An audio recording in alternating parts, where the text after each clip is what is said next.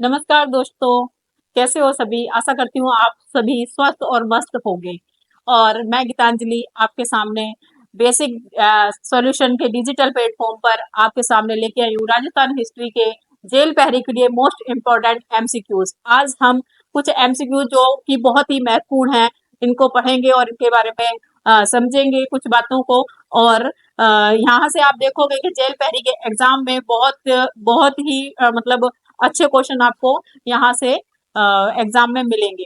तो आगे हम बढ़ते हैं। तो क्वेश्चन नंबर 1, क्वेश्चन नंबर 1 पे आते हैं। तो सबसे पहले क्वेश्चन है आपके सामने, भारत के स्वतंत्रता के समय जोधपुर का शासक कौन था? भारत की स्वतंत्रता के समय जोधपुर का शासक कौन था? जोधपुर राज्य का शासक कौन था? आप लोग बताइए कि जोधपुर राज्य का शासक भारत की स्वतंत्रता के समय कौन था? क्या महाराजा हनुमंत सिंह था? क्या महाराजा सरदार सिंह था? या महाराजा तख्त सिंह था? या महाराजा उमेद सिंह था? तो जोधपुर का शासक कौन था? महाराजा हनुमंत सिंह यहाँ के शासक थे। महाराजा हनुमंत सिंह यहाँ के शासक थे। स्वतंत्रता के समय जोधपुर का शासक कौन था? महाराजा हनुमंत सिंह था। लेकिन अगर क्वेश्चन आ जाता है कि 1857 की क्रांति के समय 1857 की क्रांति के समय शासक कौन था जोधपुर का? तो आपका आंसर होना चाहिए महाराजा तखत सिंह। मैंने आपको एक क्वेश्चन के साथ दो क्वेश्चन बताए हैं कि अगर क्वेश्चन है कि भारत की स्वतंत्रता के समय जोधपुर का शासक कौन था?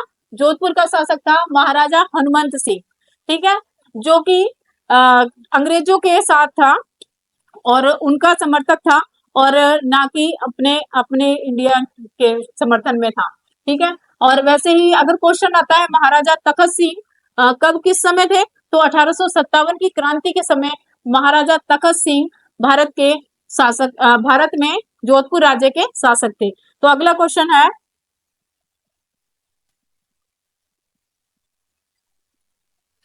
अगला क्वेश्चन है मारवाड़ का भूला बिसरा शासक या नायक किसे कहा जाता है?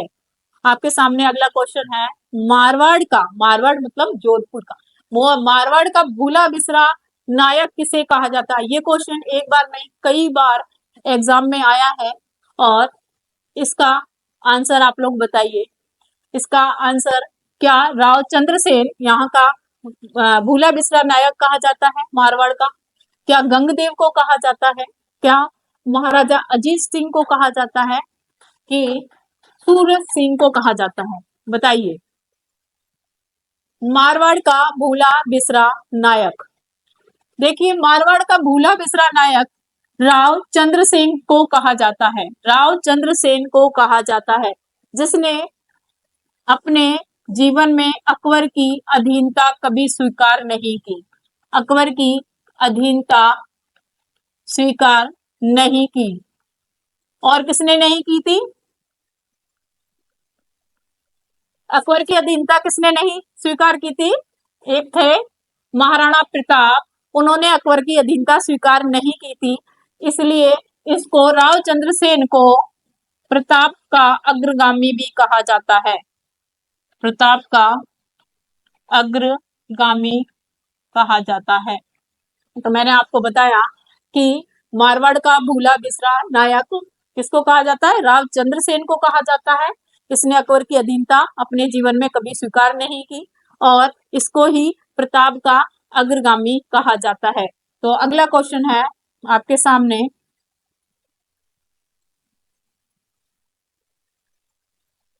राव जोधा ने किस वर्ष में जोधपुर नगर की स्थापना की?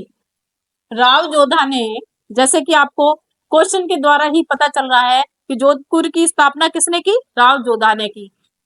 राव जोधा ने, लेकिन कब की? इसमें पूछा गया है कि राव जोधा ने इसकी जोधपुर की स्थापना कब की? राव जोधा ने जोधपुर की स्थापना कब की? तो आपके सामने ऑप्शन है 1113, 1459 या 1539 या 1926। बताइए। राव जोधा ने जोधपुर की स्थापना कब की? राव जोधा ने जोधपुर की स्थापना 1459 में की। राव जोधा ने जोधपुर की स्थापना 1459 में की। ये इसका आंसर है। आगे चलते हैं। अगला क्वेश्चन है, किस समूह की खगोलीय वेधशालाओं का निर्माण महाराजा जयसिंह द्वारा कराया गया? महाराजा जयसिंह, जिन्होंने जयपुर नगर बसाया 1727 में, ठीक है, तो उन्होंने ही 5 वेधशालाएं बनाई थी अलग अलग जगह पे। तो आप बताइए कहाँ कहाँ बनाई? ये देखो, पहले में ऑप्शन दिया है दिल्ली, जयपुर, उज्जैन, मथुरा और बनारस।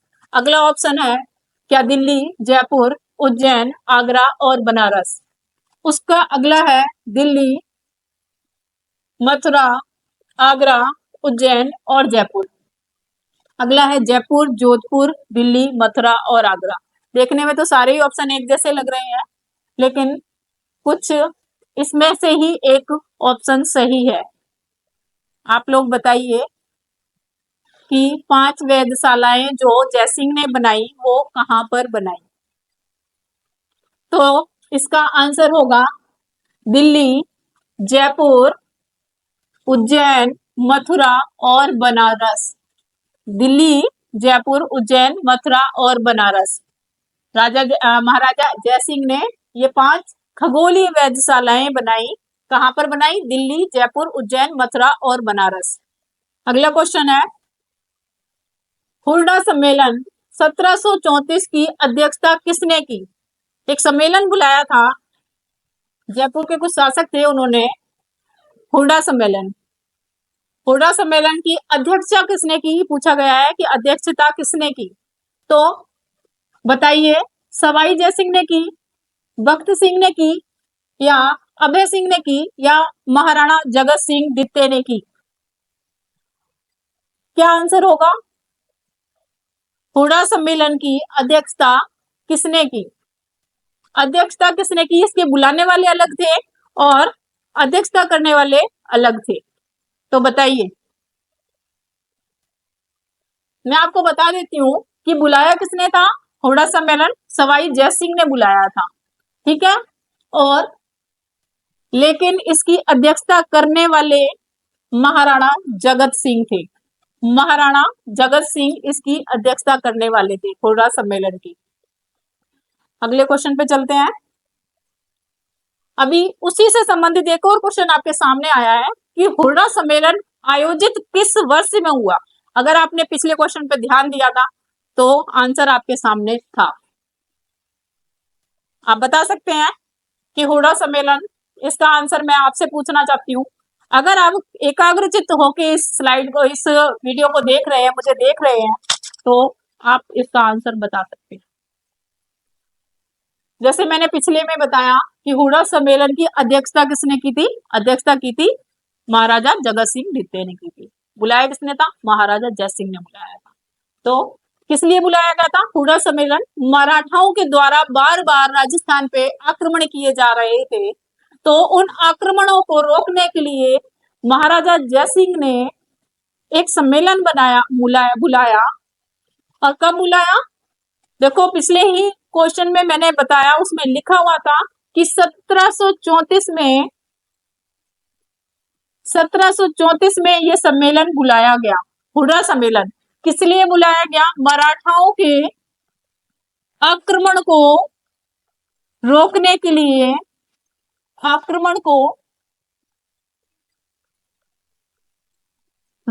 लिए, राजपूतों का सम्मेलन बुलाया गया। राजपूत राजा जितने थे, राजपूत राजाओं का सम्मेलन बुलाया गया। कब बुलाया गया? 1734 में बुलाया गया। किसने बुलाया? किसने? बुलाने वाला कौन था? मैंने अभी बताया आपको, महाराजा जयसिंह। महाराजा जयसिंह ने यह सम्मेलन बुलाया था। और अध्यक्षता करने वाले कौन थे? अध्यक्षता करने वाले कौन थे इस सम्मेलन की? महाराजा जगत सिंह द्वितीय। आपको तीन बातें मैंने बताई हैं कि हुर्रा सम्मेलन कब बुलाया, 1734 में बुलाया, किस लिए बुलाया गया, कारण भी बताया है, मराठाओं के आक्रमण को रोकने के लिए बुलाया, राजपूत राजाओं का सम्मेलन था, किसने बुलाया, महाराजा जयसिंह ने बुलाया, इसकी अध्यक्षता करने वाले कौन थे, महाराजा जगत सिंह थे। अब हम अगले क्वेश्चन पे चलते हैं। अगला क्वेश्चन आपके सामने है, महाराणा प्रताप के हाथी का नाम क्या था।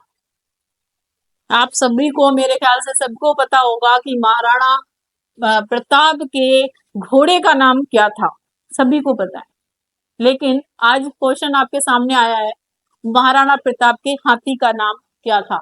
उनके पास एक हाथी भी था, एक नहीं कई हाथी थे, लेकिन एक उनका मतलब खास हाथी था, उसका नाम पूछा गया है इसमें। बताइए क्या नाम था महाराणा प्रताप के हाथी का नाम। आपकी जानकारी के लिए बता दूं कि जो चेतक था तो महाराणा प्रताप के घोड़े का नाम था, महाराणा प्रताप के घोड़े का नाम चेतक था। और ये क्वेश्चन कई बार आ चुका है, कई एग्जामों में आया है। तो घोड़े का नाम तो चेतक था, ये तो सभी जानते हैं। हाथी का नाम बताइए। आपको बता देती हूँ कि जो मर्दाना था, मर्दाना एक हाथी का ही नाम था, ये मानसिंह के हाथी का नाम था मर्दाना, मानसिंह के हाथी का नाम।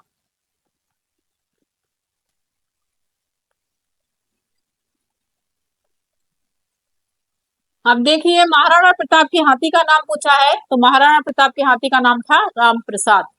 महाराणा प्रताप के हाथी का नाम था राम प्रसाद, उनके घोड़े का नाम था चेतक, और मानसिंह के हाथी का नाम था मर्दाना। और आपको बता दूं आपकी जानकारी के लिए कि जो अकबर का हाथी था,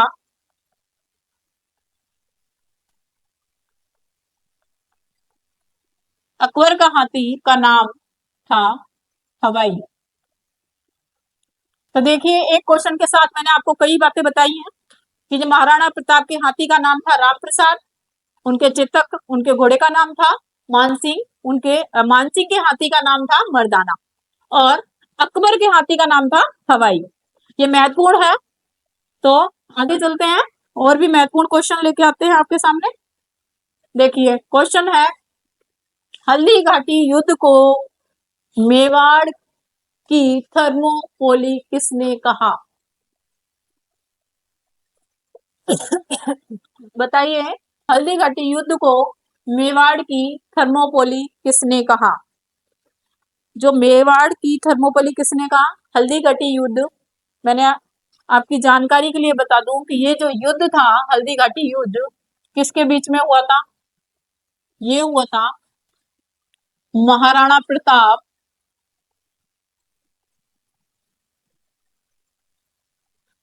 और किसके बीच में, मानसिंह, जो कि अकबर का सेनापति था, अकबर का सेनापति था।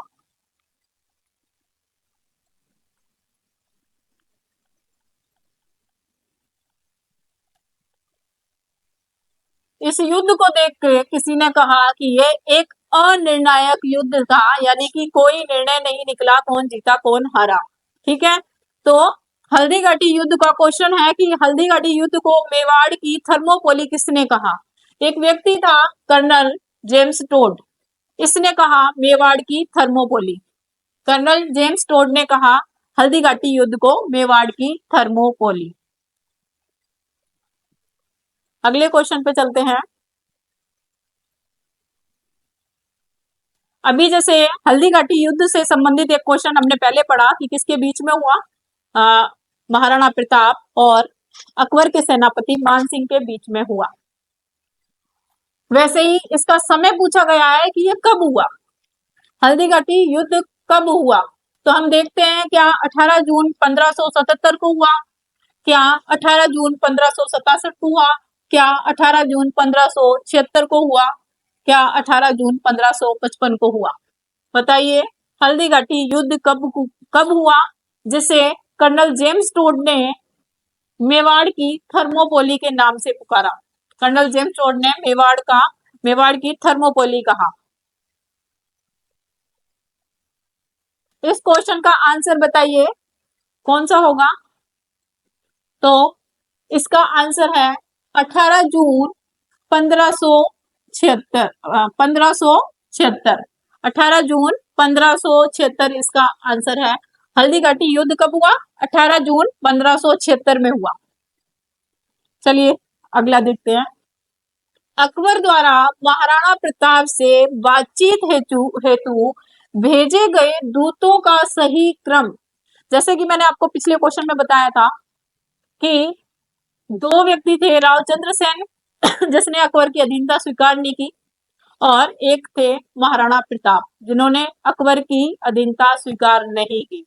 तो अकबर ने क्या किया कि जब वो अधीनता स्वीकार करने के लिए राजी नहीं थे तो उन्होंने अपने द्वारा कुछ दूत भेजे, बार बार भेजे कि ये हमारी अधीनता स्वीकार कर ले, लेकिन महाराणा प्रताप ने उनकी अधीनता, अकबर की अधीनता स्वीकार नहीं की। तो इसमें से बताइए कि वो कौन कौन से किस क्रम में भेजे गए थे। मैं आपको बता दूं, उन जो 5 दूत भेजे गए उनको शिष्टमंडल के नाम से जाना जाता है। शिष्टमंडल के नाम से जाना जाता है। बताइए, नंबर 1 पे दिया हुआ है कि जलाल खां, मान सिंह, भगवंत दास, टोडरमल। दूसरे पे है मान सिंह, जलाल खां, टोडरमल, भगवंत दास। तीसरे पे है जलाल खां, टोडरमल, मान सिंह, भगवंत दास। चौथे पे है टोडरमल, जलाल खां, मान सिंह, भगवंत दास। बताइए क्या आंसर होगा। देखने में तो सभी एक जैसे लग रहे हैं, लेकिन इनका एक क्रम है, उस क्रम से उनको एक एक करके भेजा अकबर ने। तो इस क्रम को हमें याद रखना है, बार बार ये क्वेश्चन आया है। तो महाराणा प्रताप से बातचीत हेतु अकबर ने एक शिष्टमंडल भेजा। इस शिष्टमंडल में 5 दूत भेजे जिसको हम एक छोटी सी ट्रिक से याद कर सकते हैं कि जमा भाटो। देखो छोटी सी ट्रिक बताइए मैंने, जमा भाटो। तो जमा भाटो एक छोटी सी ट्रिक में हम इसको याद कर सकते हैं कि ज से क्या हो गया, जलाल खां। जलाल खां कब भेजा जलाल खां को? जलाल खां को 1572 में भेजा जलाल खां। दूसरे नंबर पे भेजा मां से क्या हो गया, देखिए मां कहां पे, मां से मान सिंह। मान सिंह, मान सिंह को भेजा जून 1573 में। तीसरे नंबर पे देखो क्या है, भ, तो भ से आ गया भगवंत दास। भगवंत दास, अब आप लोग मिलान कीजिए कि ये किस लाइन में कहां पे सीक्वेंस से लिखे हुए हैं भगवंत दास। तो भगवंत दास क्या है इसको भी अक्टूबर 1900 अक्टूबर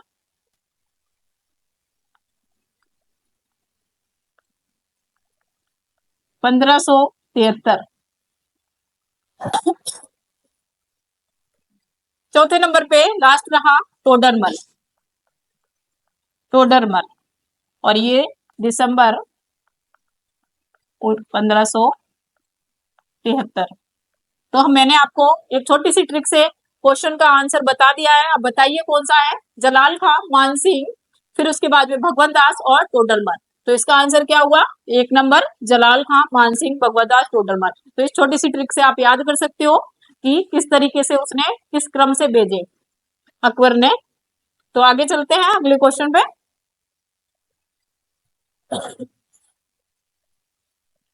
शासक बनने से पहले कौन कीका के नाम से जाना जाता था? शासक बनने से पहले कौन कीका के नाम से जाना जाता था? तो बताइए, महाराणा सांगा, या महाराणा प्रताप, या महाराजा जसवंत सिंह, या राजा मान सिंह। बड़ा ही सरल क्वेश्चन है। तो आप बता सकते हैं कि कीका के नाम से किसको जानते थे। देखो महाराणा सांगा के लिए तो एक शब्द प्रसिद्ध है कि सैनिकों का भग्नावेश। भग्नावेश क्यों कहा गया? इसके शरीर पे कम से कम 80 से ज्यादा घाव थे, इसलिए इसको सैनिकों का भग्नावेश कहा गया। लेकिन यहाँ क्वेश्चन है कि शासक बनने से पहले कौन टीका के नाम से जाना जाता था? तो इसका आंसर होगा महाराणा प्रताप। महाराणा प्रताप। तो अगले क्वेश्चन पे चलते हैं हम। चित्तौड़गढ़ का तीसरा साका कब हुआ? चित्तौड़गढ़ का तीसरा साका कब हुआ? तो इसका आंसर होगा 1568। ये तो हो गया तीसरा साका, लेकिन मैं आपको बता देती हूँ कि पहला साका कब हुआ। चित्तौड़ का पहला साका हुआ 1303 में, जब अलाउद्दीन खिलजी ने चित्तौड़ पर आक्रमण कर दिया था और रानी पद्मिनी और उसकी जो रानियां थी, उसकी दासियां थी, उनके साथ मिलकर जौहर हुआ था। ठीक है, तो रतन सिंह, रावल रतन सिंह के समय पहला साका हुआ था। तो आगे चलते हैं।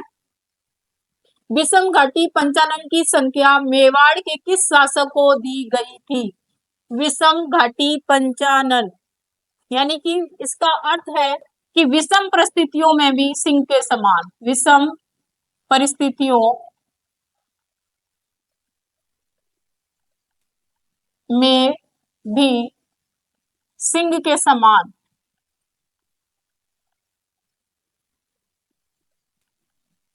बताइए इसका आंसर क्या होगा? मैंने आपको इस शब्द का अर्थ बता दिया। विषम घाटी पंचानन संज्ञा, क्या राणा हमीर होगा, राणा लाखा, राणा कुंभा, राणा उदय सिंह? विषम घाटी पंचानन की संज्ञा राणा हमीर को दी गई। अगले क्वेश्चन पे चलते हैं। गोरा और बादल ने किसकी रक्षा की थी? गोरा बादल ने किसकी रक्षा की थी? गोरा बादल ने रानी पद्मिनी की रक्षा की थी। किससे की थी? अलाउद्दीन ने जब, अभी मैंने पिछले क्वेश्चन में बताया, अलाउद्दीन ने जब आक्रमण कर दिया था तो गोरा बादल जो की थी रानी पद्मिनी के कौन थे? चाचा भतीजे थे। ठीक है, चाचा और भाई था, ये आपस में चाचा भतीजे थे, तो इन्होंने पद्मिनी की रक्षा की थी गोरा बादल ने। अगले क्वेश्चन पे चलते हैं। तराइन का द्वितीय युद्ध कब लड़ा गया? किसके बीच में लड़ा गया? द्वितीय युद्ध कब लड़ा गया? 1192 में लड़ा गया। ठीक है, किसके बीच में लड़ा गया ये पूछा गया है, तो आप आंसर बताइए। अकबर व हेमू के बीच में, मोहम्मद गोरी व पृथ्वीराज चौहान के बीच में, हमीर व अलाउद्दीन के बीच में, राणा सांगा और बाबर के बीच में? तो तराइन का द्वितीय युद्ध लड़ा गया 1192 में मोहम्मद गोरी व पृथ्वीराज चौहान के बीच में। अभी अगले क्वेश्चन पे चलते हैं अपने। अजमेर के किस चौहान शासक ने शासक बनने के लिए अपने पिता की हत्या कही? यानी कि अजमेर का चौहानों का पितृहंता किसको कहा जाता है? चौहानों का पितृहंता, पितृहंता शासक किसको कहा जाता है? पितृहंता किसको कहा जाता है? क्या अणुराज को कहा जाता है कि विग्रहराज चतुर्थ को कहा जाता है, पृथ्वीराज प्रथम को, या जगदेव को? तो मेवाड़ का पितृहंता मैं बता दूं आपको, मेवाड़ का पितृहंता उदा को कहा जाता है, राणा उदा को कहा जाता है मेवाड़ का पितृहंता। और अजमेर के चौहान का पितृहंता जगदेव को कहा जाता है। अगले क्वेश्चन पे चलते हैं। अजमेर के पास स्थित पुष्कर में वराह मंदिर का निर्माण किसने करवाया? अजमेर के पास स्थित पुष्कर में वराह मंदिर का निर्माण किसने कराया? पुष्कर में वराह मंदिर का निर्माण किसने करवाया? तो क्या इसका आंसर होगा अजय राज? क्या आंसर होगा अणुराज? क्या विग्रहराज चतुर्थ या पृथ्वीराज? इसका आंसर होगा अणुराज। आगे चलते हैं। अगर आपको क्लास अच्छी लग रही है तो लाइक और सब्सक्राइब जरूर करें। कटिबंधु कवि बांधव के नाम से कौन सा राजा प्रसिद्ध था? कटिबंधु कवि बांधव के नाम से कौन सा राजा प्रसिद्ध था?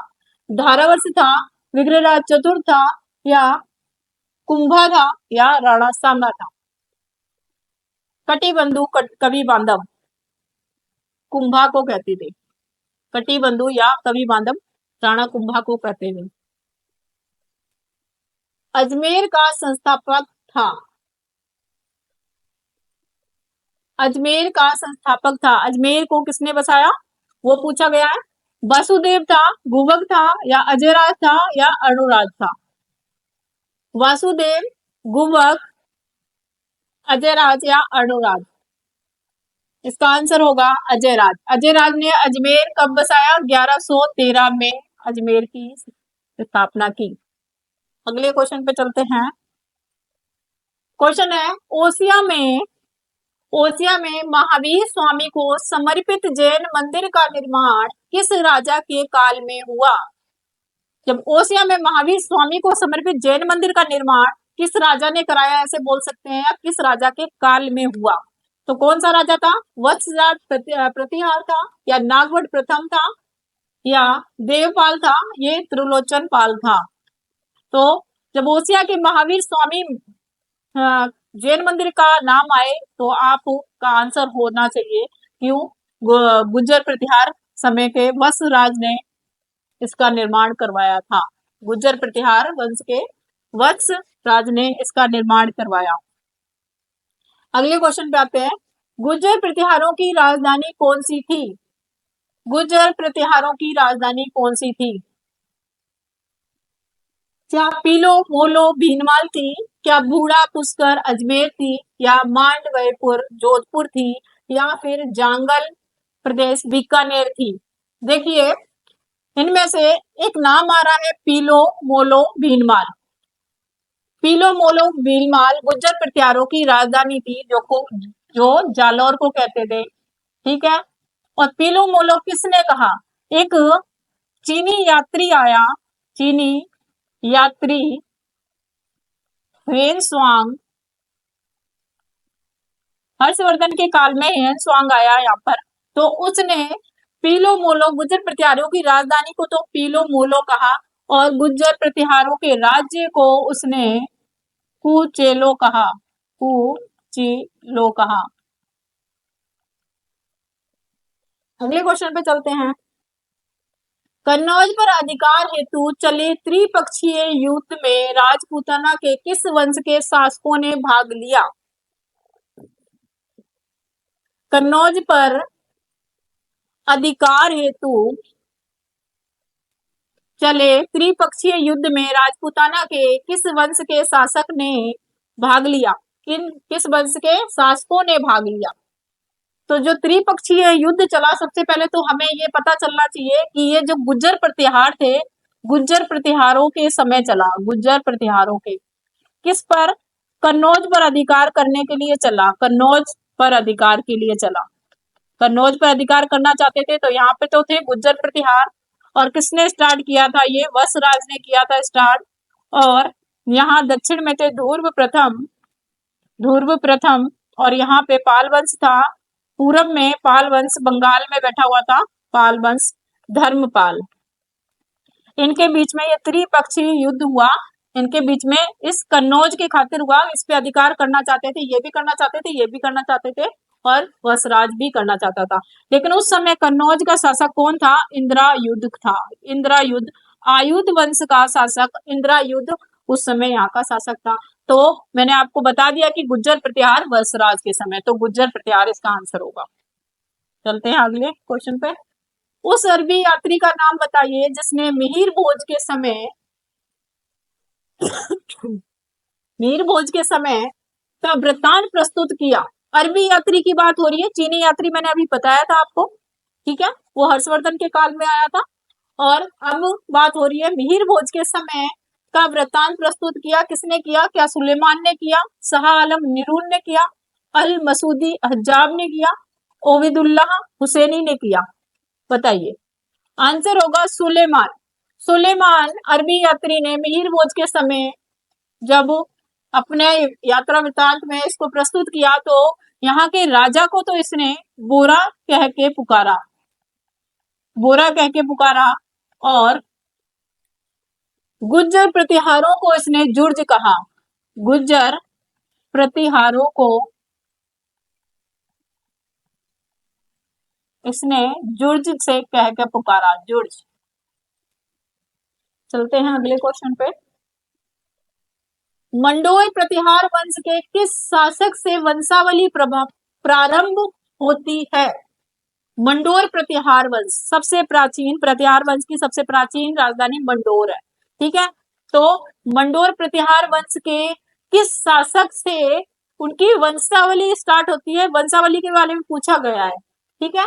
तो क्या रज्जिल था, हरिश्चंद्र था, भोगभट या कद्दक? आपको मैं बता दूं, जो हरिश्चंद्र था ये रज्जिल के पिता थे। हरिश्चंद्र के दो पत्नियां थी, दो पत्नियां। एक का नाम था भद्रा जो कि क्षत्रिय थी, क्षत्रिय रानी, और एक थी ब्राह्मण, ब्राह्मण तारा देवी। क्षत्रिय रानी से तो 4 पुत्र पैदा हुए, भोगभट और कद्दक, तीसरा रज्जिल और एक था दह। 4 पुत्र प्राप्त हुए। तो इसमें से एक नाम हम पढ़ते हैं रज्जिल। तो इसका आंसर क्या होगा? मंडोर प्रतिहार वंश के किस शासक से वंशावली प्रारंभ होती है? तो रज्जिल से प्रारंभ होती है, जो हरिश्चंद्र है प्रतिहारों का आदि पुरुष कहा जाता है, आदि पुरुष या मूल पुरुष जिसको कह सकते हैं, मूल पुरुष। लेकिन वंशावली कहां से प्रारंभ होती है? रज्जिल से प्रारंभ होती है। चलते हैं अगले क्वेश्चन पे। प्रतिहारों की 26 शाखाओं में सबसे प्राचीन शाखा, अभी मैंने आपको बताया कि प्रतिहारों की 26 शाखाएं बताई गई हैं। किसने बताई है? ये बताई है मुहुनोत नैणसी ने। 26 शाखाएं मुहुनोत नैणसी ने बताई हैं कि प्रतिहारों की शाखाएं कितनी हैं? 26 शाखाएं बताई हैं मुहुनोत नैणसी ने। यहां से भी क्वेश्चन आया है कई बार, लेकिन इसमें पूछा है कि सबसे प्राचीन शाखा है क्या है? ग्वालियर है, क्या मंडोर है, या उज्जैन है, या कन्नौज है?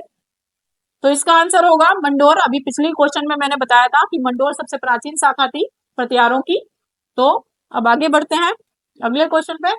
राजस्थान में प्रतिहार वंश के संस्थापक हरिश्चंद्र की राजधानी थी। अभी बताया कि हरिश्चंद्र जो था मूल पुरुष, आदि पुरुष इसको कहा जाता है। इसकी राजधानी क्या थी? हरिश्चंद्र की राजधानी क्या थी?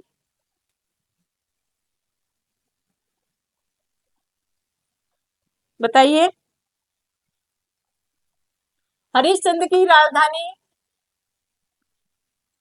आंसर होगा इसका मंडोर। राजस्थान में प्रतिहार वंश के संस्थापक हरिश्चंद्र की राजधानी थी मंडोर। अगले क्वेश्चन पे चलते हैं। अगला क्वेश्चन है, पृथ्वीराज रासो के अनुसार राजपूतों की उत्पत्ति हुई। सबसे पहले तो हम जानते हैं कि पृथ्वीराज रासो की रचना करने वाले कौन है, रचयिता कौन है? रचयिता है चंद्रवरदाई, चंद्रवरदाई। इन्होंने कहा कि जो राजपूत हैं उनकी उत्पत्ति कहां से हुई है? उनकी उत्पत्ति हुई है अग्निकुंड से। पृथ्वीराज रासो ने कहा कि चंद्रवरदाई ने कहा पृथ्वीराज रासो में कि राजपूतों की उत्पत्ति अग्निकुंड से हुई है। आबू पर्वत पर गुरु वशिष्ठ द्वारा एक यज्ञ किया गया, उस यज्ञ के दौरान 4 राजपूतों की उत्पत्ति हुई है, प्रतिहार, चालुक्य, चौहान और गुज्जर प्रतिहार। ठीक है, तो आगे चलते हैं। ब्रोंज गुज्जर नामक ताम्रपत्र के आधार पर राजपूतों को योची जाति का वंशज मानते हुए इसका संबंध कुषाण जाति से किसने जोड़ा है? कुषाण जाति से किसने जोड़ा है? बताइए। ब्रोंज गुज्जर नामक ताम्रपत्र के आधार पर राजपूतों को योची जाति का वंशज मानते हुए इनका संबंध कुषाण जाति से किसने जोड़ा? देखिए, कुषाण जाति से जोड़ने वाले कौन है? योची जाति से कनिंघम। कनिंघम ने इनको कुषाण जाति का बताया, और बीए स्मिथ ने बीए जो स्मिथ है, इन्होंने इनको हुड जाति का बताया, हुड जाति के वंशज हैं ये।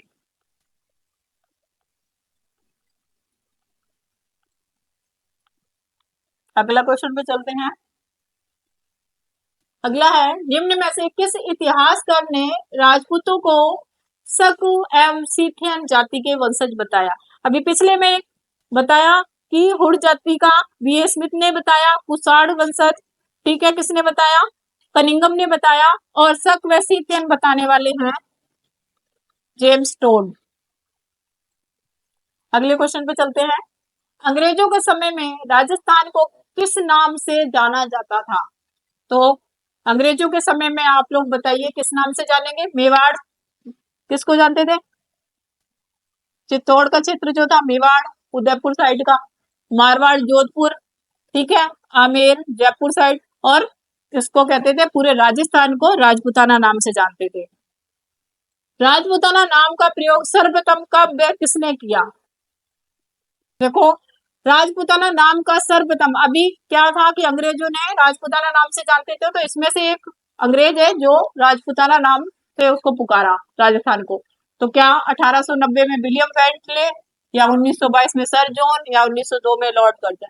आंसर होगा 1800 ईस्वी में आया जॉर्ज थॉमस, और इसने राजपूताना नाम दिया राजस्थान को। अगले क्वेश्चन पे चलते हैं।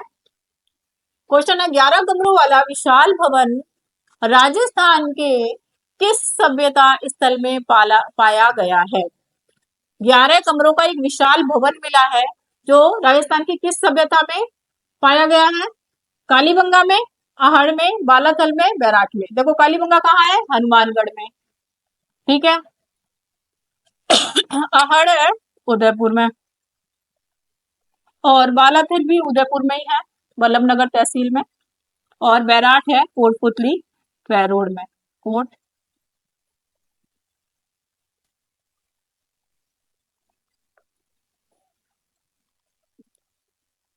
कोटपुतली बहरोड। तो आंसर होगा इसका बालाथल। आंसर क्या है? बालाथल। अगला क्वेश्चन है, महाभारत के अनुसार किस महाजनपद में पांडवों ने अज्ञातवास के समय जीवन यापन किया? किस महाजनपद में पांडवों ने अज्ञातवास बिताया था? तो क्या कुरु, क्या कौशल, क्या मल, के मत्स्य? बताइए। तो आंसर बताइए। आंसर होगा मत्स्य जनपद। राजस्थान में एक जनपद पाया जाता था, मत्स्य जनपद, इसकी राजधानी बैराठ थी।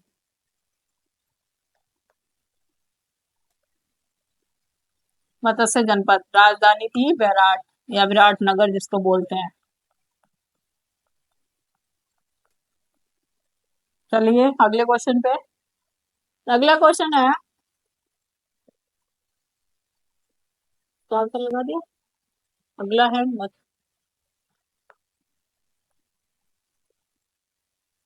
किस प्राचीन सभ्यता में सम्राट अशोक के 2 शिलालेख पाए जाते हैं? किस प्राचीन सभ्यता में सम्राट अशोक के 2 शिलालेख पाए जाते हैं? क्या गणेश्वर सभ्यता में, कालीबंगा में, बैराठ में, बनास में?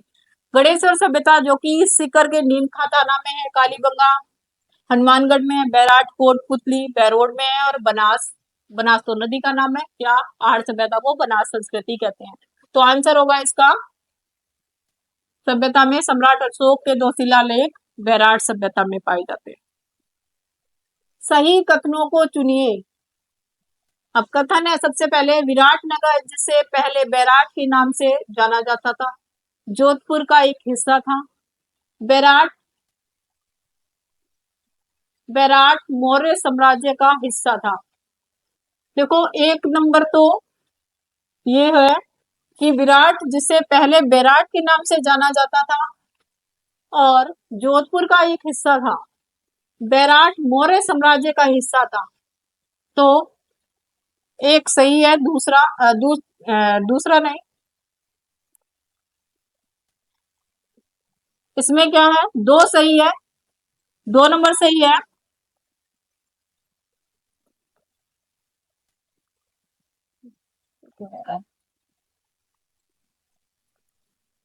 क्या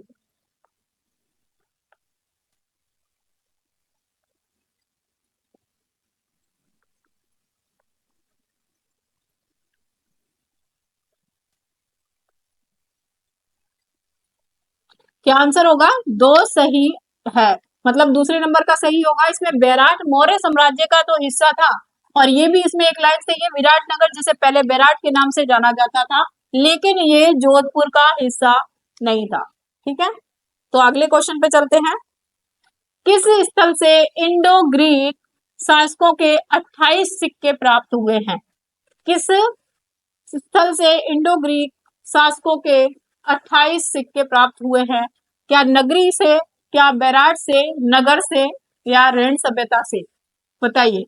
इसका आंसर होगा बेराट सभ्यता से इंडो ग्रीक शासकों के 28 सिक्के प्राप्त हुए हैं। अगला क्वेश्चन है, निम्न में से किस स्थल से यूनानी शासक मिनेंडर के 16 सिक्के प्राप्त हुए हैं? सिक्कों की बात आए तो इंडो ग्रीक सिक्के भी कहां से प्राप्त हुए हैं? बेराट से, और यहाँ भी बेराट से ही मिनेंडर के 16 सिक्के प्राप्त हुए हैं। बेराट प्राचीन काल में राजधानी थी। पिछले क्वेश्चन में ही मैंने आपको बताया था, अगर आपको ध्यान होगा तो। बेराट किसकी राजधानी थी? एक जनपद था, जो कि हमारा कुछ हिस्सा राजस्थान का हिस्सा भी मत्स्य जनपद में पाया जाता था, तो मत्स्य राज्य की राजधानी थी। किस सभ्यता में मकान व बस्तियों के निर्माण में ईंटों का प्रयोग नहीं होता था? क्या पूछा गया है? ईंटों का प्रयोग नहीं होता था। तो कालीबंगा सभ्यता में ईंटों का प्रयोग हुआ है, आहड़ में भी ईंटों का प्रयोग हुआ है, लेकिन इनमें से एक सभ्यता ऐसी है जिसमें ईंटों का प्रयोग नहीं हुआ। आहड़ में भी हुआ है, कालीबंगा में हुआ है, बैराट में भी हुआ है। सभ्यता है गणेश्वर, जो कि सीकर में है, सीकर के नीम का थाना स्थान पे। यहाँ पर ईंटों का प्रयोग न करके पत्थरों का प्रयोग किया जाता था। पत्थरों के मकान बनाए जाते थे, और यहाँ पर पत्थर से बने हुए बांध के साक्ष्य प्राप्त हुए हैं। पत्थर से बने हुए पत्थर के बांध भी प्राप्त हुए हैं। तो अगले क्वेश्चन पे चलते हैं। क्वेश्चन है, काटली नदी पर स्थित है। काटली नदी पर स्थित है आहड़, कालीबंगा, बैराट।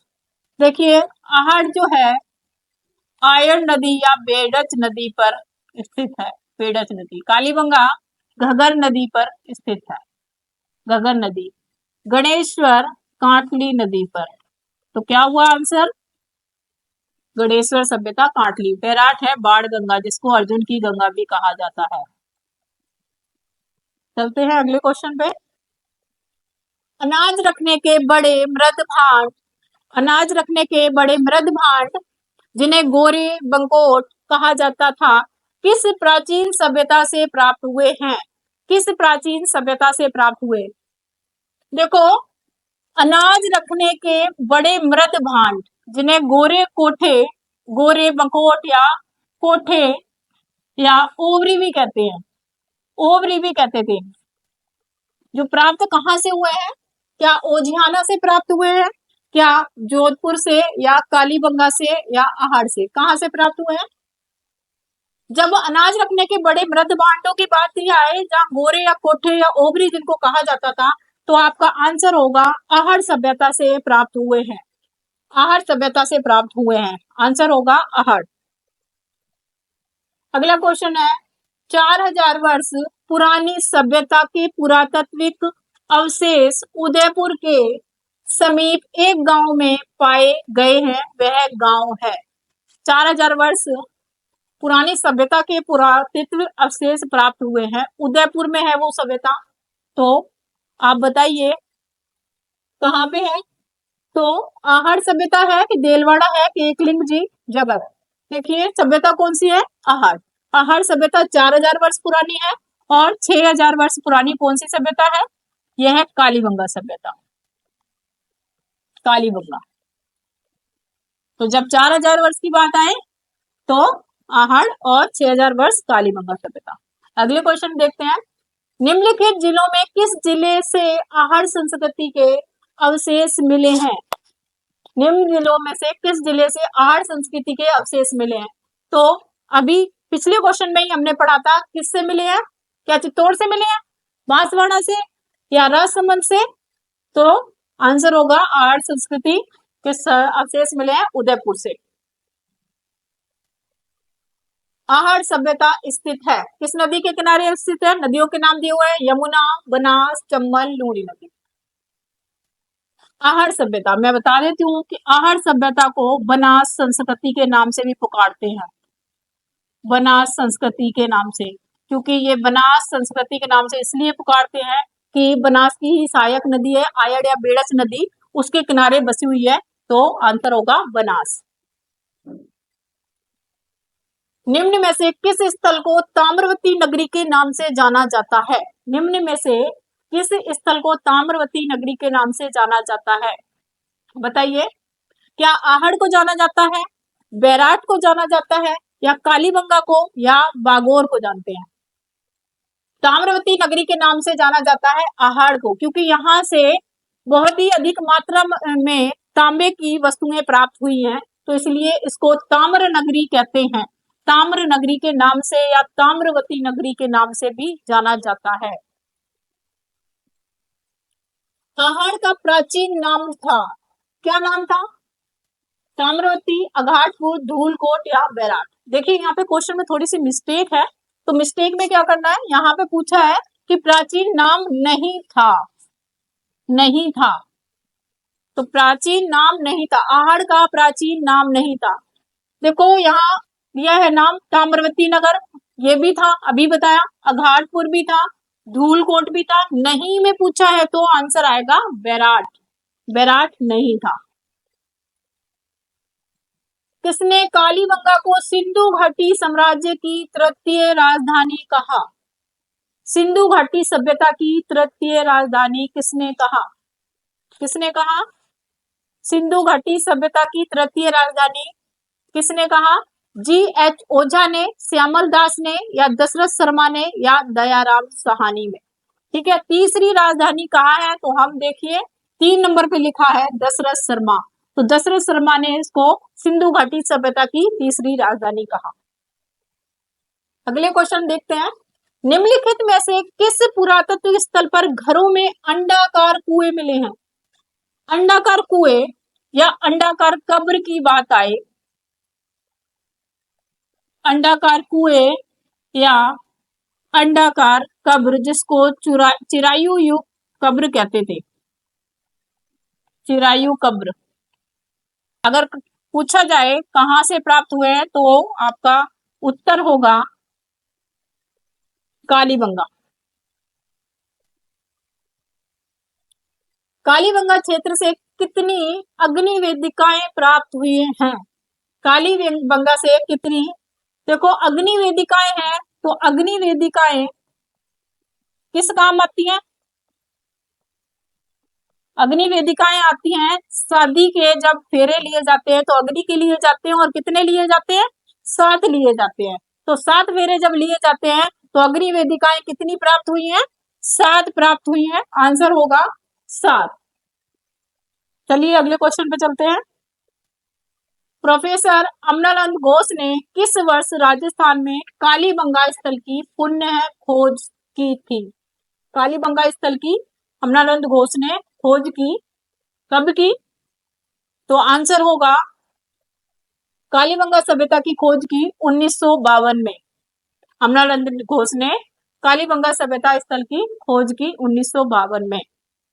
तो ये आज के लिए इतना ही, आगे आप फिर से मिलेंगे, आपसे कुछ और इम्पोर्टेंट क्वेश्चन लेके आपके सामने आएंगे। तो प्लीज आपको क्लास अच्छी लगी हो तो सब्सक्राइब करें, लाइक करें।